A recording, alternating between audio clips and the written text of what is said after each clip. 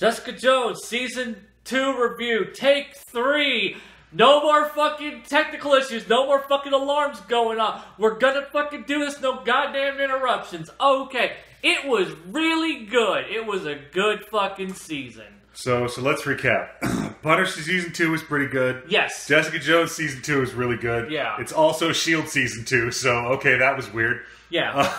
We're just gonna jump straight into spoilers. I don't give a shit. It's really good. You really need our goddamn approval. Go fucking watch it. So yeah. God damn it, doing this again. So yeah. I didn't know how they were gonna possibly fucking be killed. Yeah, following up Killgrave is it's an immense challenge. Not only because of the kind of character they wrote him as, the way they set him up, that relationship and interaction, but because you're following up David Tennant off the fucking leash, chewing the scenery, cartoonishly evil. Yeah, like he was just one of the most engaging, if not the most engaging goddamn villain in the entire MCU. And like that's like a bold statement to say after fucking like Vincent D'Onofrio's Wilson Fisk. Like, you know, that was an amazing performance too. Like, you know, those two are kind of like neck and neck. And like David Tennant was terrifying as Killgrave. And he really brought his A game. And like I said, like, you know, it's not just like, because it's a combination of that performance with Jessica Jones's, like, Kristen Ritter's performance and the interplay between those two characters and how that whole fucking story just worked so beautifully. Mm-hmm. Like, how do you make a better villain than Killgrave to bounce off of Jessica Jones? And the answer is, you don't. Because, I mean, at least for this season, they didn't. You know, in this season... like I said, it goes S.H.I.E.L.D., Agents of S.H.I.E.L.D. Season 2, where it's her mother. Her mother, who also has superpowers, you know, and, you know, she has to deal with this, and it's more about having to kind of, you know, Jessica Jones having to reconcile with herself, like, you know, how does she deal with it? Does she forgive her mother? Does she turn her mother in? Does she do the right thing? And her really trying to fight with herself. And god damn it, man. Yeah, it's a person with superpowers who refuses to be a superhero, mm-hmm. struggling with the exact same kind of interesting moral, ethical, and legal legal, and ethical questions that superheroes usually just outright ignore. Yeah, and... yeah, because... you know, and it doesn't just, you know...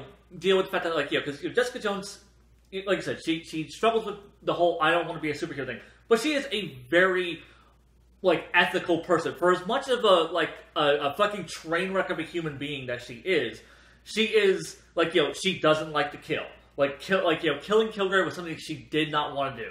Mm-hmm. And that's something that she had to morally struggle with. And now, like, you know, she's having to deal with her mother, who is this superpowered individual, who's out there killing people. And, like, how is she going to deal with that? And, yeah, like, and, you know, like, even though she isn't a superhero, she's having to deal with that. And also, you know, it's, Jessica Jones is a character, she is very emotionally distant. And they really, really touch on that. Mm-hmm. Both in terms of, like, from a family aspect, the fact that, like, you know, she's kind of estranged from, like, her adopted family. Like, all she's really had is Trish. The fact that she, like, her biological family, she is thought is dead. They absolutely got to double dip into lost family at a young age and had horribly abusive family situation. Yeah, no, like they got to do that, and the whole, like, her love interest for this, you know, kind of being this other family option for her that she's struggling with. She has all this baggage. She doesn't want to drag him down, even though she really likes him, and she really likes even his kid, and... like, you know, maybe it kind of coming with terms with the idea of maybe a family is something that she's always wanted and has just been rejecting her entire life. And like this season plays with a lot of really interesting ideas, and it's all circled around Jessica and her as a character. And god damn it, Kristen Ritter is the MVP of the MCU. Like a lesser actress would not have been able to just pull so much emotion and weight as she did. because, like, having a character who is that emotionally complex, but that, like, restrained and pulled back, like, you know, like, it's all in the face. It's all in her expressions, how she, you know, how she reacts and how she vocalizes certain things. And, like, you get so much depth. Like, you could read her so well just by paying attention to how she reacts to people, the things she says, how she says them. And I love Kristen Ritter in this fucking series. Like, Jessica Jones is one of, like, it's just because, like, people will be like, you know, Robert Downey Jr. is a brilliant fucking casting choice as, you know, Iron Man. And, I mean, like, it is. But, like, I honestly couldn't imagine someone doing Jessica Jones, like being both, like, snarky, but, like, compelling and sympathetic. And I think if we gave Sarah Silverman enough cough syrup, she might be able to pull that off. Just get her good mud-footed. I feel honestly, like, you know, Sarah Silverman is probably, like, the closest equivalent, like, real life equivalency you could get to Jessica Jones minus the superpowers. But even I feel like she's just a little too jokey that she wouldn't land a lot of the line delivery. But yeah, it's not just like Jessica's, like, A plot, that, because, like, there's, like, multiple B plots going on. There's just, like, a B plot and a C plot and a D plot, because you have, like, Malcolm, who is now, like, this fully realized character, and they're really building off of what he was in the last season. And he is, as you pointed out in a previous recording of this, way goddamn better than he needed to be. Like, he could have just been the jokey friend that's there, but, like, they give him so much more emotional depth. They give him, like, a genuine, real arc to go through in this. And, like, he's kind of, like, you know, kind of, like, self-actualizing himself as a fucking human being and, like, you know, trying to forge his own path.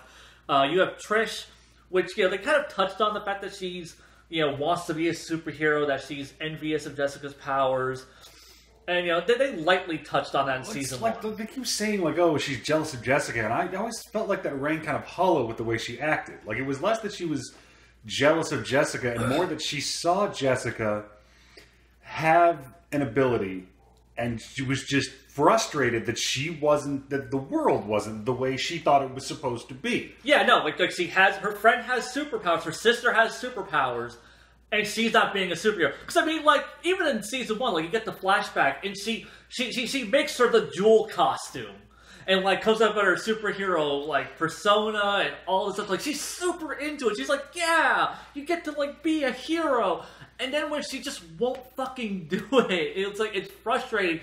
And she's just like, fuck it, like, you know, it's just, she's seeing a person with potential squander that potential and not, like, reach the heights that they think that they should with those abilities. And fucking Trish goes down this ridiculous fucking path of self-destruction in trying to, like, reach the heights that Jessica has, that Jessica is squandering by, like, you know, fucking just basically taking super steroids, like, with Nuke's inhaler, which, man, the fucking Nuke's, like, Nuke is just, well, we're not doing him. Because I really thought, like, the whole point of doing Nuke in season one was to, like, you know, set up Jessica Jones' backstory. Like, oh, like the people who created Nuke were going to have created Jessica Jones. And nope! It was some other fucking scientist doing wacky fucking experiments on people. And not the military. So, yeah, like, you know, like Nuke just really, like, I really thought, like, season 2 was really going to validate Nuke's presence in season 1. And, like, and for a while I was kind of worried that was going to be the case. Because, like, they kill Nuke off, and I was like, oh, and then, you know, the whole backstory with Jessica is some other asshole doing experiments. But now I'm kind of realizing that Nuke's purpose here is to create Hellcat. Mm-hmm. That is, like, you know, he is there to just, you know, to kind of initiate those kind of, like, adrenaline spikes in Trish to get her to where she needs to be. Because, like, you and I have been like, Hellcat? Where's Hellcat? Are we going to get Hellcat? Is this going to be what Hellcat She scratched the guy. Are we doing Hellcat now? Right? It's just like, we're waiting for, like, Hellcat to show up. And we finally kind of get that at the end of this season, which I'm kind of worried because, like, I want her to have the costume. Like, I know we can't get the full ridiculous costume in this gritty iteration, but, like, I don't know, man. It's Trish. Oh, yeah, you're right. Trish probably would just go full-on fucking cat ears. But, yeah, like I really want to see... God, I'm just thinking of the fucking costume she made, because she did make the Jewel costume. Mm-hmm. So, yeah, like, I really want to see... Like where they're going to go with Trish. Because, honestly, I'm really hoping that Season 3... Because I'm like, where do you go from Season 3? I'm like, Hellcat versus Jessica Jones. Hellcat versus Jessica Jones. Like, just... Like, have her go on some sort of crazy fucking vigilante tirade, and Jessica's the only thing fucking stopping her. But yeah, just, like, Trish, Malcolm, they had great fucking subplots that really wove in and out of Jessica's story very nicely and complemented it. And... we gave Hogarth a shit ton more screen time. Yeah, oh my god. Hogarth. Like, I feel like she added the least to Jessica Jones's overall narrative, but her story as a whole was just goddamn. I mean, really, if we're talking structurally, she had the most important job, which was to provide a reason for Foggy to be on screen for a few seconds. Yeah, I was kind of surprised, like, Foggy shows up, and then Foggy fucks off for the rest of the season. I was like, oh, that's what we're doing? It's a really clean delineation, because he was trying to do the same shit that both Malcolm and Trish were doing to Jessica, where he shows up and like, no, it's okay to have human feelings and relationship, and Hogarth turns around like, Foggy, I'm goddamn Hogarth, this is the Jessica Jones series, get the fuck out of my office. So, something I'm really glad with about, like, because I guess this is kind of like phase 2 of the MCU Netflix series. And, I'm glad that we're finally in the space, because we don't have to shoehorn Rosario Dawson into every fucking season, so that way we can connect all the dots. Oh, man, I didn't even notice she wasn't here. Yeah, I mean, like, I did, because, you know, like, I mean, I love Rosario Dawson. Like, and having herself almost like, oh, like, yeah, like, Rosario Dawson, like, she's a great actress, she's super attractive, and, like, I really like her character. And, but yeah, like, she really overstayed her welcome when they just kind of shoved her into Iron Fist. And I'm glad they just didn't try to shove her in this either.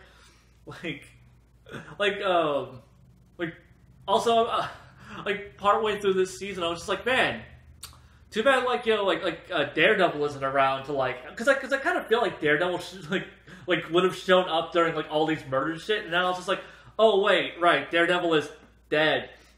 And I'm like, wait.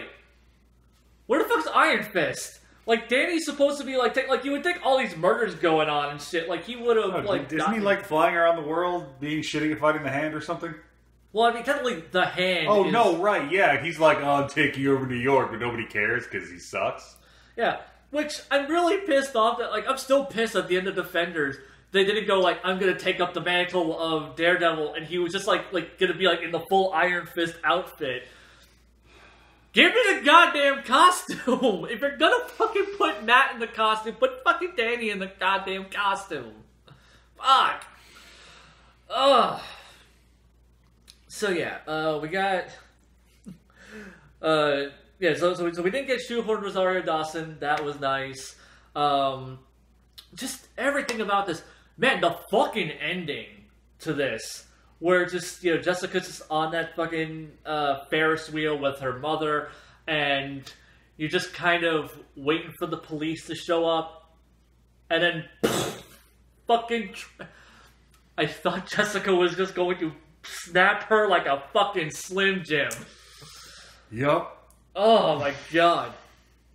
And just that fucking line of, like, just, you know, it didn't have to be you. And, like, you will always be the person who killed my mother. Just, fuck, man. Ugh. Like, this season really just brings the feels. It's... And, like, this series is, like, super bleak and tragic. without being like try hard and edgy, which is something I really appreciate, because this series could easily veer off into this like, oh, I'm so tragic and tortured shit, like, but no, like it never gets like hokey. It feels real. It feels genuine. It's because like, and everyone in this series is trying to push it that way, but Jessica is an absolute goddamn beacon of, I don't want to do any of this. I don't want to. We're not doing this. Yeah, especially like as much as Jessica like especially as much as Jessica like monologues. Yeah, some of the Noir narration was a little like way on the nose cheesy. I loved it. I'm like, damn guys, can I get some like sad saxophone to go with that, or I need to edit with this, that, like just don't do anything else, just add some saxophone to it. Yeah, did season 1 have narration? Yeah, I don't know if as much, but it definitely had it. Okay. Oh yeah, because I think like the first episode even started with like a bit of narration. Mm-hmm. So yeah, yeah, but I feel like the narration was way more prominent in this, which is fine because I mean, like, she is neo-noir. Yeah, series. like, this is an example of noir as a motif, not a genre. Mm-hmm. Which once again, I'm gonna say, fuck Iron Fist for not following the goddamn trend and not giving us the Kung Fu series. I'm never gonna let that go. No, it was. Like, God damn it. Like, seriously, we had a pattern. We had the law drama with a superhero, the black exploitation with a superhero, the neo-noir with a superhero. All we needed was the Kung Fu movie with a superhero, and you fucked it up. You gave us some sort of weird corporate thing. So here's what you kids do. If you're ever going to just marathon all of the Marvel Netflix series, when Iron Fist comes up, just put in Master of the Flying Guillotine versus the One-Armed Swordsman, and just move right on into fucking Daredevil Season 2. Everything's fine. I was going to say, recommend, oh fuck. I completely blanked on the guy's name. Was it Kung Fu was the series? David Carradine. Oh. Yeah. Because, I mean, if you want to set a white guy, pretend to be an Asian guy, you can just watch that instead and just pretend that was just a young blonde-haired guy the entire time. But yeah, just, this series rode a fine, brilliant line. No. No, I was thinking, like, is there an alternate timeline where, like, one of the Odekirks made fucking Iron Fist? One of the Odekirks? You mean, like, the guy who did Kung Pao? Uh-huh. Man, that's... Like, because the MCU has done Goofy. I feel like that's a little off the rails. I was thinking of Madame Gao being wee wee wee. Oh man, how dated of a reference is Kung Pao? I'll give you a hint. Those DVDs are no longer in circulation. If you want to buy a copy used, it's going to cost you like $80. Yeah. Yeah. No, neither one of us owns a copy of Kung Pao, and it's fucking tragic. My brother might. Oh. I mean, he's never going to fucking watch it again. He's too classy. But yeah, like, we need to steal that from him if that's the case. True. But yeah, it's like, what can you say about Jessica Jones Season 2 that you wouldn't have said about Jessica Jones Season 1? The miracle is that it's still really good. Yeah, like, it is still, like, it is the most consistently great thing, I would say, in the MCU, other than Captain America. It's like the only thing this is where it just kept its consistently, it was good across the board. But yeah, Jessica Jones has been, like, because like I was really worried, like because one of the problems that I feel like a lot of Netflix shows had was, because like Daredevil Season 1, great across the board. Jessica Jones Season 1, great across the board, except for like Nuke. Then you get into like Daredevil Season 2, and Elektra happened. And then we get into Luke Cage, and fucking Diamondback happened. Uh-oh. And then we get into Iron Fist, and then Iron Fist happened. Uh-oh. And, Defenders was fine. It wasn't great. And it was a bunch of people kicking the shit out of Danny Rand. Yeah, I'm about to say, it was Danny Rand getting dunked on constantly, and that was just cathartic. That just felt like the apology tour. Punisher was really good, but then we're in Jessica Jones season 2, and I'm like, can they get a good 13-episode season out of this? And when they introduced, this killer with superpowers, and it felt like they were like how do you keep this mystery going for long enough to keep it interesting?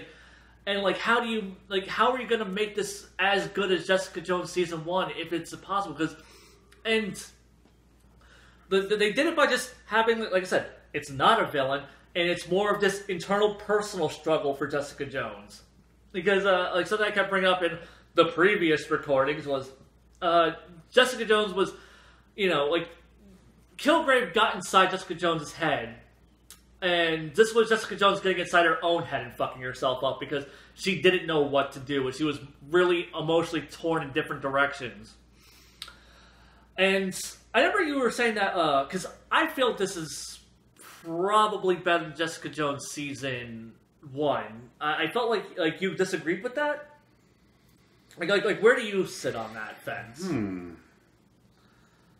Are you better, worse, about on par? I don't know, yeah. It's and that's what I said a couple of minutes ago. The miracle of season 2 is that it really just feels like more Jessica Jones. Like there wasn't an interruption of service here. This is all the same thing. Yeah, and they did it without having to really invent the wheel. It's not like, oh, we have to take it in some new crazy direction to the scale is bigger, the stakes are higher. No, we're just still doing this. Yeah, it's great. Yeah, she is a character who is complex and nuanced, and we're actually going to explore this. And she has a great cast of supporting characters, and we're going to explore them, and they're going to weave themselves in and out of her story. It's good. And as tragic as a lot of this fucking season was, I like how it kind of ends on a bittersweet, hopeful note of where she's kind of opening herself up. Her love interest, whose name I can't remember.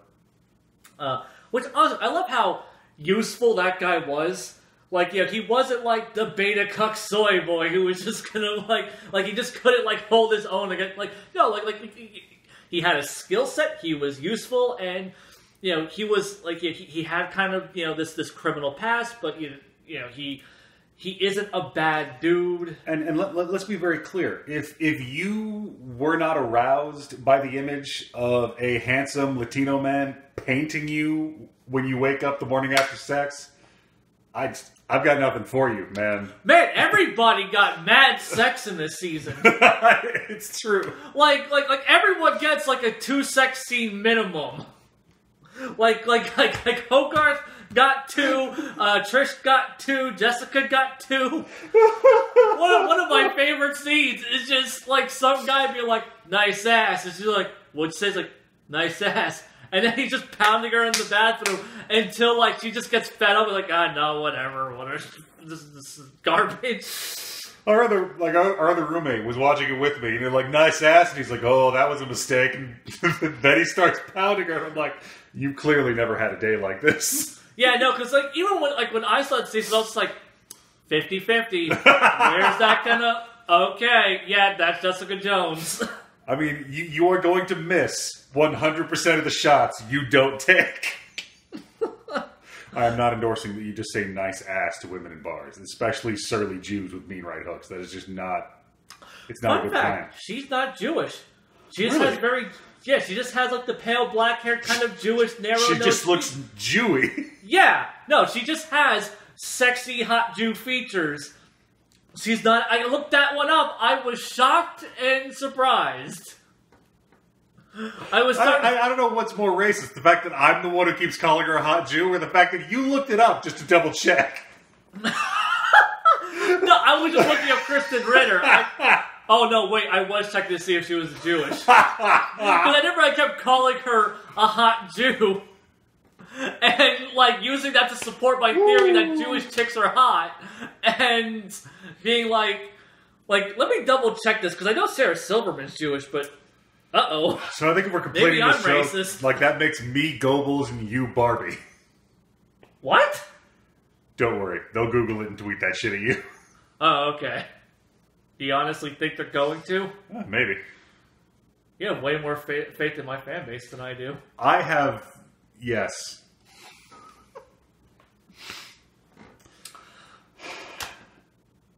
So Jessica Jones Season 2 is good. Yes. Coming attractions. The next Punisher series they're doing. What about it? It's... From what I've heard... They're doing that. The Punisher takes on an Eastern European human trafficking ring. Yeah. Yeah, which was like the darkest, most badass, actually really well-written Punisher series in a while. So, I just imagining it being like that one chapter in Kick-Ass where Big Daddy like goes to like some third world country and just starts fucking up middle-class white guys who want to fuck children. Holy terror.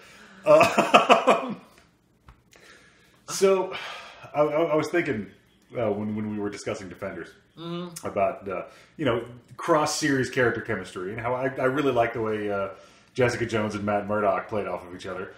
And now what I really, really want is I want the entire MCU, except up in the corner is a picture-in-picture of them, like those two, in the Statler and Waldorf balcony, while Jessica describes what's happening on screen to Matt, and they act confused and disinterested and sardonically dismissive of everything that's happening.